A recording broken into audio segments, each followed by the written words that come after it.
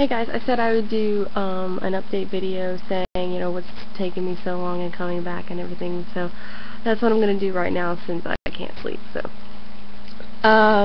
Let's see, last time I talked to you, other than this past video, I said that I would be back next year, so January, and it's like July. Well, school was just really busy, and I was working a lot.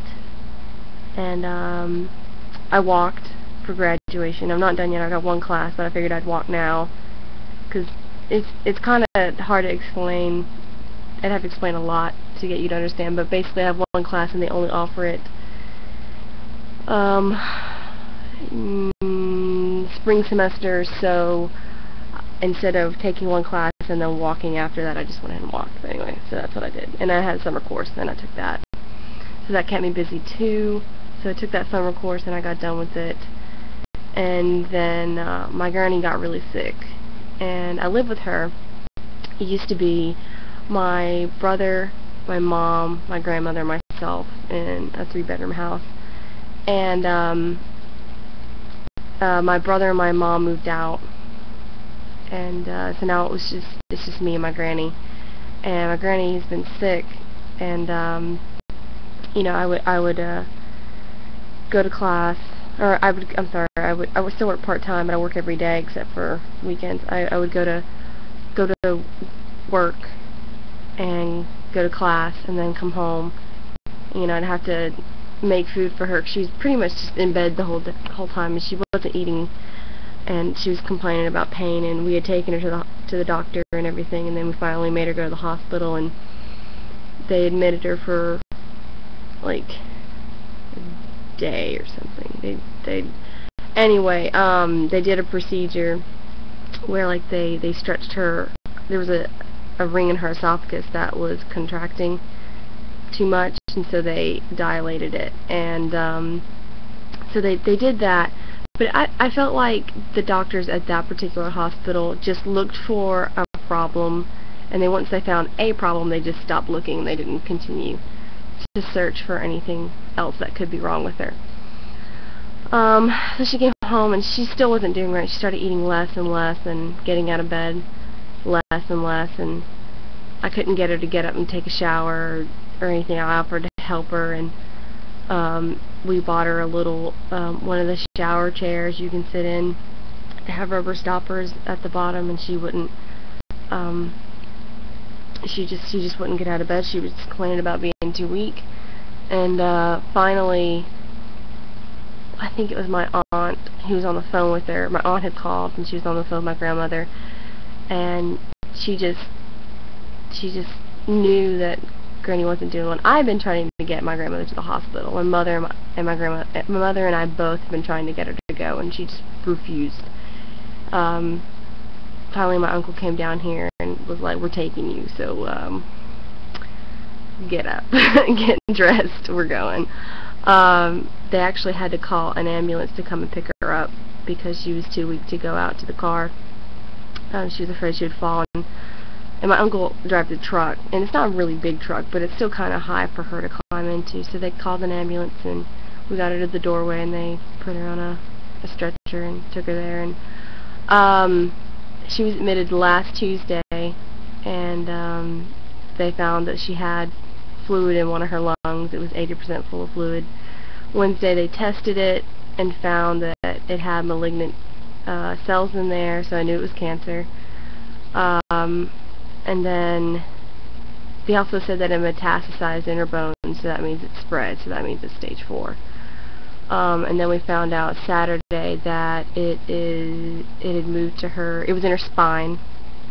So that if you don't know anything about cancer, if cancer moves from one part of the body to another, I mean, it's not moving from one part to the body to another. It's moving. It's spreading. Once it's spread, that's stage 4.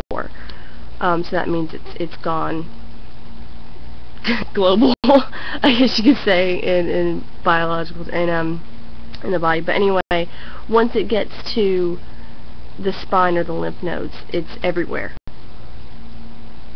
Everywhere. That's just kind of it. It's just Oh, sorry. My computer tried to go to sleep. But that I didn't really get upset until about that point. Because I mean I knew it was stage 4 come Wednesday. I knew it was cancer. Even they hadn't diagnosed it as cancer until Wednesday. But Tuesday, when they told me that there was lung inner fluid, there's fluid in her lungs, I just knew. I just had a feeling. She's been a smoker for a very, very long time, since before I was born, probably before my mother was born. But so I knew, even though before they said it, and I knew that it was stage 4 before they said it, because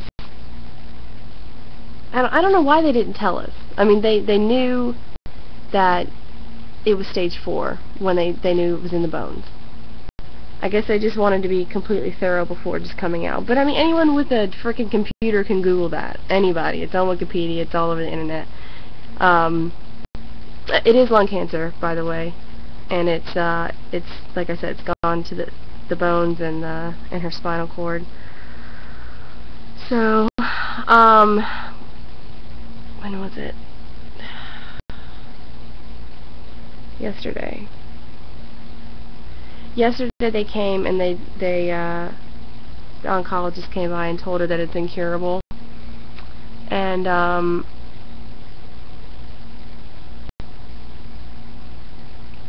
mean, that's kind of it.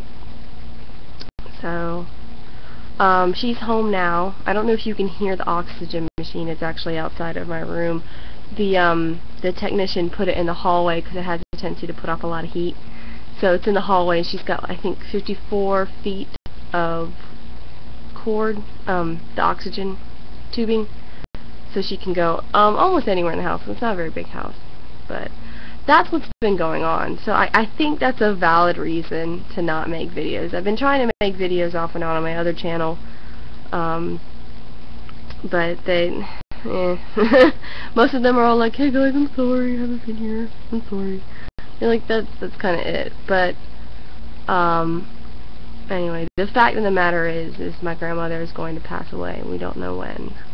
She's got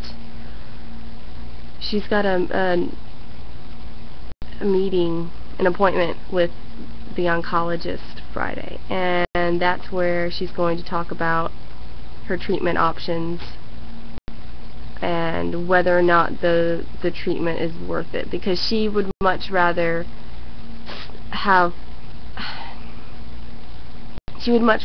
a higher quality of life than, and a shorter one, than a longer stay here and it just be miserable. Because I don't know if you've ever seen anyone go through chemo. I have. It's terrible. It's absolutely horrible. And the way it would work with my grandma, in my grandmother's case, because chemo, how effective it is, it depends on the cancer, first of all, and the stage it's in. And I mean, I think personally it also depends on the person's body. I had a friend who passed away last year from it, and he did have a bad case. It was very advanced. It was not a very good kind of cancer to have, and but he had a severe heart condition, so that he just could not overcome the treatment. Basically, the side effects of the treatment, he just couldn't handle it. But with my granny, she just would prefer, because I don't know if she really knows how sick she's gonna get. Like Terry, my friend, he got really, really, really sick. And my mother, I don't think anyone else in my family's dealt with this kind of thing. So the way I tried to explain it to my mom, because she was like, what's the point in doing chemo? I mean, we know that it's terminal. We know that she's not going to make it. So, it's not that she doesn't want her to be here longer, but she's like, but what's the point, if it's not going to cure it? And I was like, well, it's kind of like this. Like, let's imagine the body as a bathtub, and you turn on the faucet and the water is cancer. The chemo is a bucket, and you just scoop out the the water, and you pour it out, and you keep doing it, and you keep doing it, and you keep doing it. Dang it. But if the cancer's really, really bad, eventually the tub's going to fill up, and, you know, despite your efforts to empty it with the bucket. And I was like, what it does is, I mean, you have more time if you try to empty it. You know what I'm saying? You have more time with the chemo than you do without it. But my grandmother doesn't want that time if it's going to compromise her quality of life and her ability to be with her family, you know, and experience it, because it will affect her. I think the plan is if she does chemo, they're going to have her on Percocet until she, to deal with the pain. They might give her something for nausea, because I know Terry threw up. He got nauseous. I don't know if that's in all cases, but you know, I think we'll have a nurse here because she does have to have a walker. She has a bedside toilet if she needs it, and she's got the oxygen machine and spare tanks, you know. So that's kind of her equipment right now. And then she's got an appetite increaser, and a stimulant. That's it. She's got an appetite stimulant, so hopefully she'll be able to she'll eat more. But I think that between the cancer and the chemo, she probably won't eat much more than she's eating. Right now, we don't know how much time she's got. I keep feeling with my thumbs, my fingernails, by the way. But without the chemo, we don't know how long she has with it. So I think Friday we'll find that out and see where we're going. So that's the thing. I'm gonna go to my other channel and make this same video. I just figured since I promised you guys this video, I'd post it first. I think that's it. For me, it takes a while for me to react to these kind of things. Usually, like I am in shock, even though this time I really wasn't that surprised. I mean, it's shocking in one sense because someone who's been in my life always is not gonna be in my life anymore in who knows when. But on the other hand, the fact that she has lung cancer is not shocking to me because she's been a smoker for so long. And she's the third person in my life to, when she does pass away, she will be the third person in my life that's passed away from cancer. So I think once you just have so many people who perish from such a terrible, terrible, terrible disease, when it happens again, you're just not surprised. You just kind of, you're like, well, we're along for another one of these kind of rides. I'm not looking forward to the next couple of months, several months, a year. I don't know how long it's going to be, but because it's going to be bad. It's going to be really bad. But I know that when it does get to the point where the Percocet's not doing it, when she's to a point where nothing's going to help her, they're going to put her on morphine. And when they put a patient on morphine, it's pretty much saying, we're just going to ease you into death, and you're just not going to know what's going on.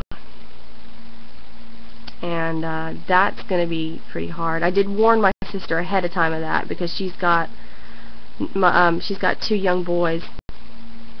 One of them is old enough that he has a relationship with my granny, and I was like, once they start talking about morphine, you need to make sure that he spends as much time with her as possible before they start that, because she's not going to know what's going on, and he's not going to understand. He's not even 4 yet, but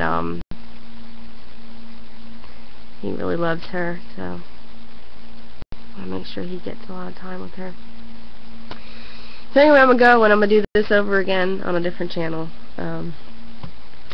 Thanks for listening to me babble for over 15 minutes, and I will see you guys another time, hopefully with just cool videos and not something so sad that I'm going to cry at 3 a.m. in the morning. Bye!